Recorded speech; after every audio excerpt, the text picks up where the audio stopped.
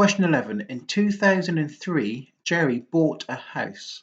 In 2007, Jerry sold the house to Mia. He made a profit of 20%.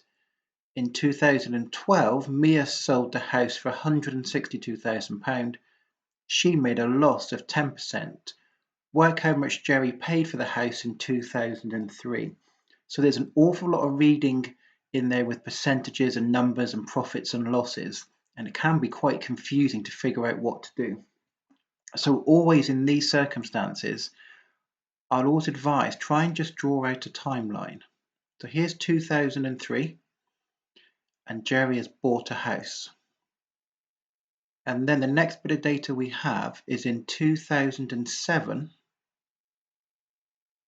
he made a profit of 20%. So if I knew the amount he purchased it for in 2003 and I multiplied it by 1.2, that would be the amount that the house cost in 2007. The next bit of data after Mia's bought it is 2012. Mia made a loss of 10%, so again that's the same as multiplying by 0.9 or 0.90. You don't need the zero, it's just more helpful to see where the 90 comes from, as there's a 90% left. And this was £162,000.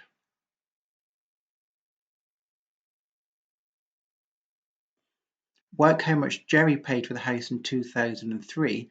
Well, I have to go the opposite way through this diagram, and instead of multiplying, I'm going to divide.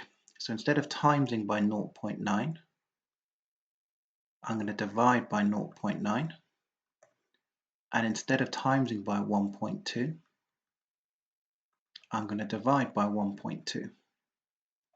So just because there's 3 marks, I'm going to show each step along the way. So 162,000 divided by 0.9. Once that sum is written down, you have 1 mark. That's why it's always good to show your workings rather than just relying on the calculator. And if you do 162,000 divided by 0.9, you'll get £180,000, and that's its cost at 2007. Then I've got to 180,000 divided by 1.2. There's my second mark for writing the sum down, and that comes to £150,000. 150,000 gets you the third mark.